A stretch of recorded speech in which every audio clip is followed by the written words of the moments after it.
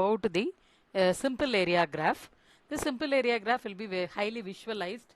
So visualized by the organization when the report has been submitted to the top authority, because entire space would be full of say area would be marked, so we can able to understand it is highly interpretative.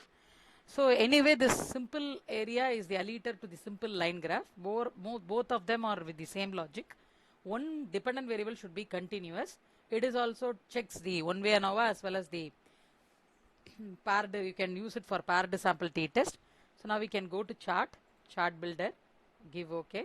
Then we can choose time in say x-axis and the CRP concentration y-axis. So same thing we can use it here, and we can give as usual area, mean, display bars. All these things are same. Give OK. We can able to see this output. Can see this output where entire area is marked, where we can as usual, because same data, the first pre-intervention, post-intervention inconsistencies are there, and post-intervention this cap is very small, so you could able to understand this intervention, that is the consistency is okay with the data set. So entire area is marked here, so we could able to understand this it is easy for us to interpret that by giving the dosage after the post intervention, CRP rates could able to come down. So now we can move to the stacked area, which is the alternative to the multiple line graph. So one to be dependent, we have to have a two variable because it's a two-way ANOVA, and one as the grouping factor as usual. So here we are taking income as the y-axis because we want to study whether there is an opinion on income.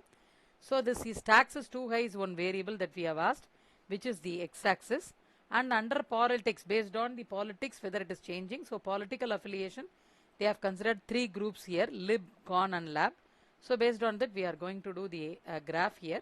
So graph chart builder, when we take about this area graph, that is stacked area graph, by taking stacks too high here, income in the y-axis, and political affiliation here as a grouping factor. So we can give value to mean, and actually there is no display bars here, so we can proceed with this, and we can able to give this 0 as the scale, give apply, click OK. We can able to have the graph as the output, where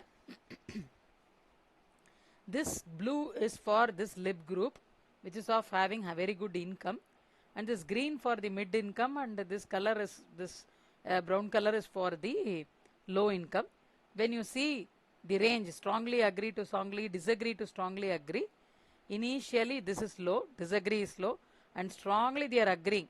High income group, they are agreeing that tax is too high, and when you see in middle income, they are also similar to the high income group, they are also accepting, but peakness of the graph is not there when compared with the high income to mid income is not there.